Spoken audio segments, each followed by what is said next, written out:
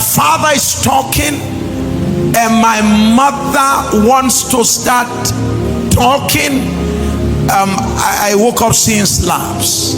I woke up seeing kicks. Minutes. I thought communication is just talking, right? But I've also seen how talking has resulted in warfare. So I now realize that if you don't learn how to talk, you're gonna get your marriage in a mess. What did we do, sir? We traveled all the way to go sit down, flight ticket. We pay for the cost just to sit down and have somebody teach us on how to communicate. You will think communication comes to us naturally. You will think that we're going to have healthy communication by accident. Come on, look up. Did you hear what I just said now? You will not have healthy communication by accident. So I had to sit down when somebody had to tell me that if your communication is going to be effective, I'm going to give it to you free of charge. I've been teaching you in this church, but I paid to get it. All right? And the person had to tell me, Professor Hernandez, who's been married for 50 years and his marriage was highly successful, just passed on recently. Michelle happens to be his wife, amazing woman, very supportive. Just looking at the two of them, you can sense the peace in their marriage. 50 solid years. And then he said to us, he said, do you want to learn how to have conversation that is healthy in a marriage? We say, yes, sir. It's a very simple 3 things. Number 1, listen, speak, and negotiate. I got to realize that if there's going to be solid conversation in the family, there must be speaking. Somebody must speak. And here's the rule, that when somebody's speaking, the other person must shut up. Did you hear the word? Shut what? Up. And that's the part that is not easy. How do you shut up when somebody is talking and the person is hurting you? But that's the rule. Shut up. And then to now make it more serious, I was given a tool. Write. When the person is talking, write, record.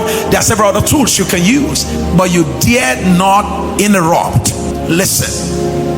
So I have notes, I have recordings, conversation between my wife and I from 2015 till date.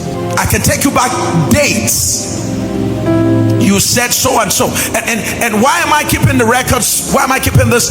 So that I go back and look and say, listen, she complained about this, she complained about that. I hope I'm not still doing it. Speak, listen, and watch, sir. Negotiate. And one of the things that I was taught is that when she's speaking and she is going off track, and it turns out to be that what she's saying is maybe premised on a faulty data or understanding, you still cannot interrupt her, you still cannot stop her. So what I do is I raise my hands. So my wife is talking and I know she's on her way to Lake Chad. I know. First, the bus she jumped into, number 1, was wrong. The driver, wrong. The road they are following, wrong. Where they will end, wrong. Does it have anything to do with me? No. I know. But she is convinced and she's talking with passion. I'm like hoping she would change. She's still going. Then she changes gear as I'm watching her. Gear 2, gear 3, gear 4. At this point, I'm very sure this woman is not going to make a detour. So what do, sir?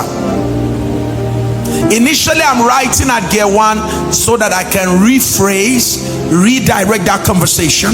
She moves to gear 2. I'm still writing. By the time she hits 5, I know at this point there's no return. So I raise my hands and I keep waving. When I do that, she knows. Now there's a part of it that makes it so that anytime she notices that I'm raising my hand and she knows it is wrong, there's something about it she just want to talk, and so she will still push and say what she wants to say. When she's done, I said, sorry, that is wrong. I said you were heading the wrong direction. Can we go back to the right course? Can we resume our normal conversation, because you went totally off. Everything was premised on the wrong observation, wrong conclusion. It was premised wrongly. Now that is not how I was raised.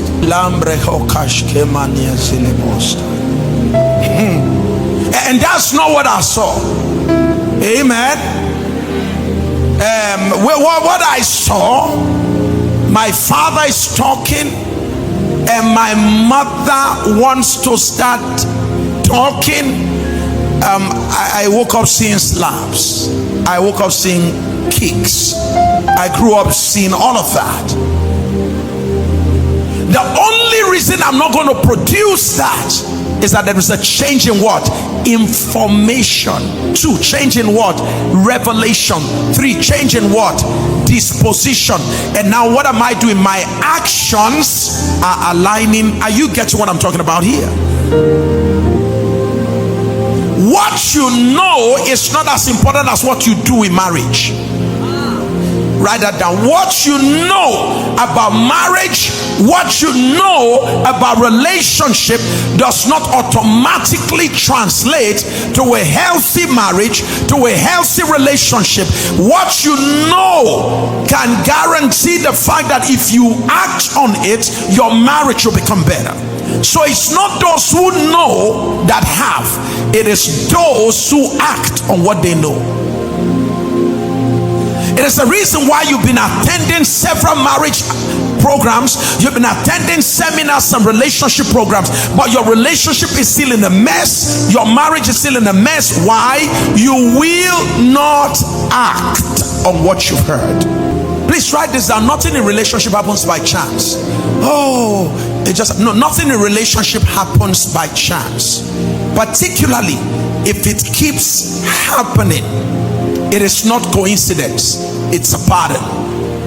If it keeps happening, it is no longer a coincidence, it's no longer a mistake, it's a